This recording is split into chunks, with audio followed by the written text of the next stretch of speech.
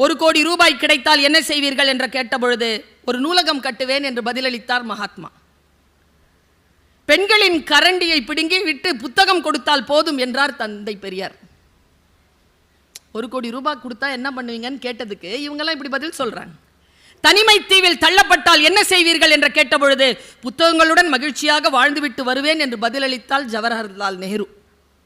என் கல்லறையில் மறக்காமல் எழுதுங்கள், இங்கே ஒரு புத்தக புழு உறங்கிக் கொண்டிருக்கிறது என்றார் ரசல்.